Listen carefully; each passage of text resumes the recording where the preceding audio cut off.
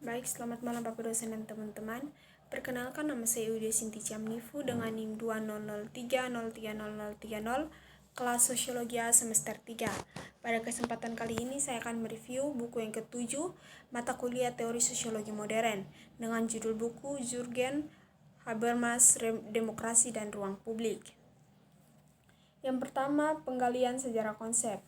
Transformasi struktural mengajak kita untuk bercermin secara dekat sifat musyawarah publik dan proses demokrasi di waktu ketika retorika kewarganegaraan telah menjadi hal yang umum. Mata uang terutama, meskipun tidak secara eksklusif di negara-negara demokrasi barat dengan latar belakang perkembangan yang mencolok, semakin teknik pemasaran politik yang canggih, perubahan media budaya yang mengimplementasikan lembaga-lembaga yang bercita-cita untuk terhubung warga negara yang berkuasa, politik etnisitas dan etnonasionalisme yang terkadang bisa berkuasa, menggusur dan terkadang sesuai dengan wacana kewarganegaraan dan pola politik perilaku, seperti tingkat pemungutan suara yang sangat rendah yang menyoroti ketidakpuasan yang meluas terhadap lembaga-lembaga resmi demokrasi, terutama pada generasi muda. Pembacaan historis tentang transformasi struktural dapat membacakan sekarang dan masa depan dalam hal dialektika sejarah yang sedang berlangsung, baik dialektika negatif, di mana potensi demokrasi benar-benar di ruang publik yang rasional telah disisiakan secara permanen, atau positif dialektika yang mengarah pada permainan aki radikal demokratis, di mana rasionalitas ruang publik bourgeois yang tidak demokratis dan demokrasi masyarakat massa yang irasional dan akhirnya bisa didamaikan. Yang berikut, ruang publikasi bourgeois. Di bawah feodalisme, Habermas melaporkan wilayah publik tidak ada sebagai ruang interaksi dan debat, tetapi hanya representasi. Aristokrasi dengan bangsawan memainkan drama simbolis keagungan dan di hadapan rakyatnya, berbicara tentang status atau permofatif lebih signifikan daripada lokasi spesial. Hubungan status atau performatif antara publisitas dan tontonan yang dimediasi masa hari ini. Kehidupan publik tipis itu hanya pertunjukan yang dipentaskan sebelum, bukan atau nama publik. Fakta, tidak ada publik sebagai seperti hanya tampilan publik, sebuah ranah publik yang berbeda dan akibat wajarnya. Lingkup pribadi yang berbeda, semuanya tidak ada, namun bentuk yang muncul perdagangan dan keuangan kapitalisme.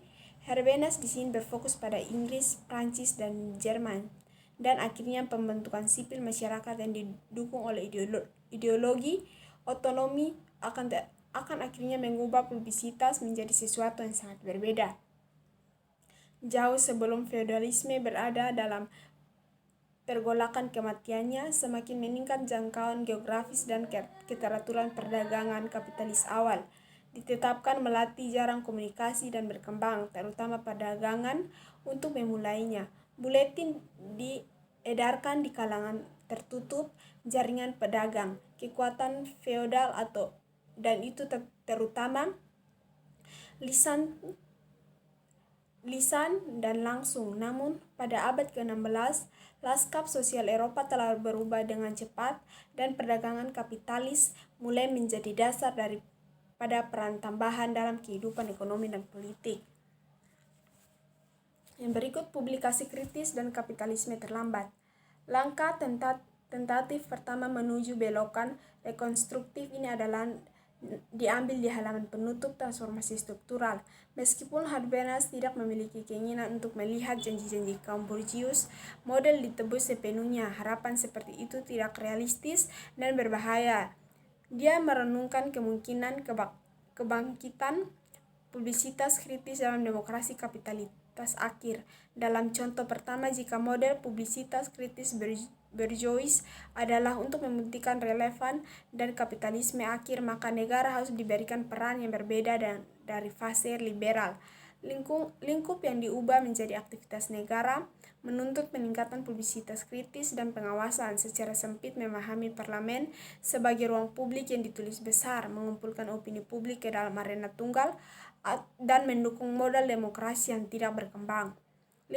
Lingkup aktivitas negara yang berubah bukan untuk disesali, tetapi menuntut pemikiran baru tentang cara di mana dia dapat terkena publisitas kritis. Tentu saja Herbenas menolak untuk menganalisis kebijakan yang ada, potensial langkah-langkah untuk mengatasi ketidaksetaraan ini atau ketidakpastian seperti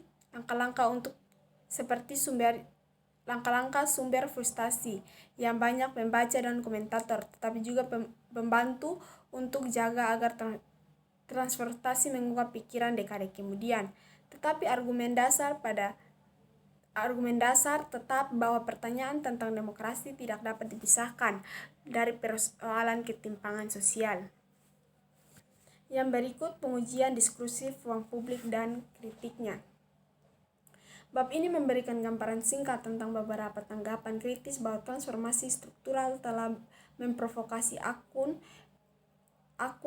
saya akan dari kebutuhan selektif dan akan fokus pada komentar-komentar yang saya anggap berguna, bahkan di saat bermasalah, dalam membantu kita untuk mengklarifikasi isu-isu penting tertentu dalam menyoroti yang belum terselesaikan.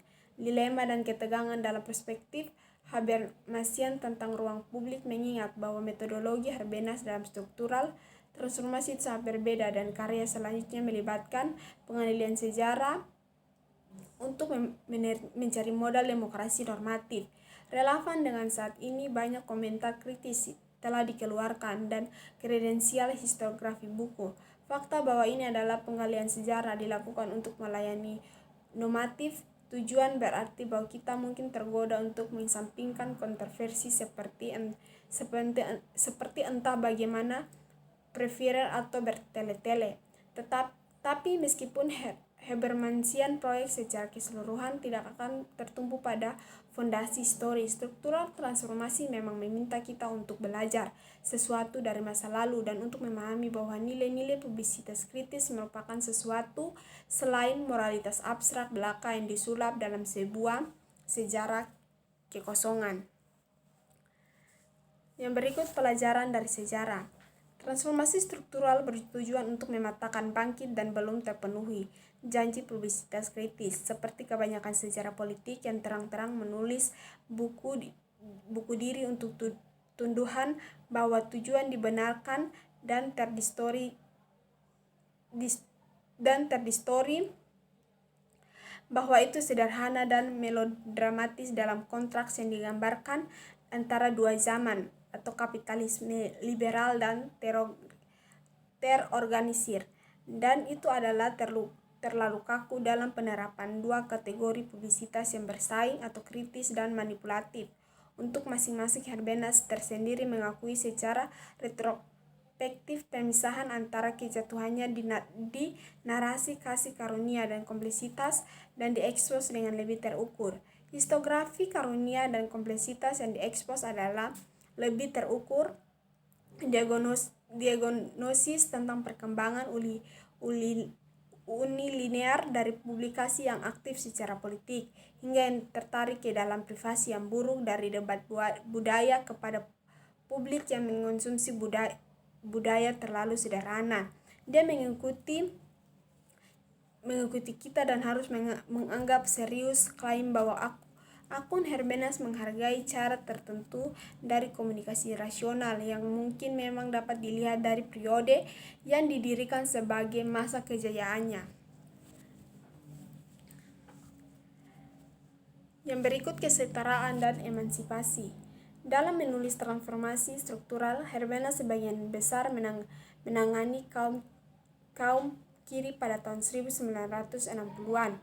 Di Jerman Barat, Peter menguraikan beberapa tanggapan yang diprovokasi oleh buku itu, di antara tanggapan Herbenas, dan membedakan antara para pencela Marxis dengan mengutuk wacana di luar kendali orang-orang seperti Oscar yang mengkritikkan sebagai konservatif, tetapi juga melihat sesuatu yang penting di dalamnya yang bisa diselamatkan. Menurut Milde, Herbenas tak termanfaatkan, melukiskan ruang hubungan kepemilikan Bourdieu sebagai apolitis dan mengabaikan peran hubungan kelas yang antagonistik. Honendal bisa dengan cepat membuang responden seperti itu, bukan karena tidak ada perdebatan yang bisa terjadi tentang kemungkinan dan mistifikasi dari ruang publikasi yang bebas dari dominasi dan ketidaksetaraan, dan kami kembali ke pertanyaan ini. Tetapi karena tanggapan mengakui itu, seluruh tesis Herbenas tertumpu pada gagasan tentang tatanan pasca liberal, di mana pengamburan ideologis dari ruang publik dibawa ke tempat terbuka dan ditantang. Diskusi seperti itu seperti Misfi, dan yang kedua mereka mengutuk infeksi Herbenas pada penebusan kekuatan wacana. Yang berikut, rasionalitas dan embodiment. Rasionalisme Herbenas memang menjadi target banyak kritikus komentar. Sebagian besar beroperasi pada tingkat filsafat formal. Di sini saya akan fokus hanya pada dua kritik yang melibatkan lebih langsung dengan politik ruang publik. Keduanya menghubungkan pertanyaan tentang rasionalitas dengan dorongan Bourdieu menuju pelepasan tubuh. Tempat istimewa dari kata tercetak dan prinsip ketidakpedulian terhadap identitas keduanya menggarisbawahi hubungan ini. Rasionalitas dan tanpa tubuh, Herbenas bagaimanapun telah enggan mempermasalahkan tautan ini. John Durban Peters mempertanyakan penghinaan Herbenas terhadap publisitas representatif dari reformasi pra dan pasca Bourdieu dengan cara patologis politik, berfungsi sebagai tontonan, sebagai lawan dari forum partisipatif. Yang berikut, konfigurasi ulang ruang publik sejak transformasi struktural. Ruang publik telah menerima derajat eksplisit yang sama perhatian dalam tulisan-tulisan selanjutnya, tetapi meskipun wilayah luas di mana teori kritis Herbenas telah berkisah, konsep tersebut memiliki tetapi implisit dan keras kepala pusat di seluruh dalam transformasi struktural. Seperti yang kita lihat, Herbenas digabungkan diskusi tentang sejarah substansif dan ruang publik dengan wacana intelektual kontemporer tentang konsep publisitas dan opini politik. Selama akhir tahun 1960 dalam serangkaian peristiwa penting, Herbenas berfokus pada tugas mengembangkan aparatus konseptual yang dengan ilmu-ilmu sosial dapat meningkati masalah-masalah demokrasi. Yang berikut, ilmu dan politik. Masalah utama bagi Herbenas saat ini ditangkap judul salah satu esainya, The Section of Politics and Opinion Public. Target kritiknya adalah konsolidasi model politik ilmiah, model yang membayangkan serangkaian hubungan antara ahli, pimpinan politik, dan warga negara sangat berbeda dari model Bourdieu yang dijelaskan di transformasi struktural atau pasca liberal. Herbenas sendiri yang diradikalisasi model ilmu pengetahuan menurut Herbenas sangat ditanamkan ke dalam budaya politik dan institusi demokrasi pasca perang. Meskipun itu, intelektual penegasan model saintifik positisme yang merajalela saat itu menjadi sasaran utama kritiknya. Yang berikut, sistem dunia kehidupan aksi komunikatif. Jika tujuan transformasi struktural ambisius itu adalah tidak ada apa-apanya dibandingkan dengan teori komunikatif, karya Herbenas tindakan. Di sini Herbenas berangkat untuk mencapai tindak kurang dari teori sistematis, modernitas, dan rekonstruksi fondasi sosial sains. Herbenas adalah cendekiawan elektik tapi jujur yang mengakui hutangnya kepada tokoh-tokoh besar teori sosial sambil berangkat ke merumuskan kembali beberapa ide sentral mereka. Teori komunikatif tindakan adalah beasiswa sangat besar dan sangat kering. Namun narasi modernitas dan rasionalisasi berkembang di teori tindakan komunikatif bersesionisasi dengan narasi ruang publik yang dikembangkan dalam transformasi struktur.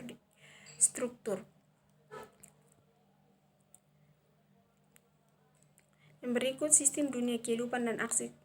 Yang berikut, politik orang lain. Dalam tulisan Herbenas yang lebih terbaru, kita dapat mengidentifikasi beberapa kunci pergeseran penekanan. Yang pertama adalah kekhawatiran meningkat dengan masalah hukum dan hubungan dengan moralitas secara khusus. Ia berfokus pada isu-isu konstitusionalisme, gagasan pasca nasional, hukum kosmopolitan, dan masalah hak asasi manusia di permukaan setidaknya menyimpan tampak mewakili belokan yang agak diinginkan dari masalah dunia kehidupan. Baik, sekian dari hasil presentasi saya pada malam hari ini. Terima kasih, selamat malam.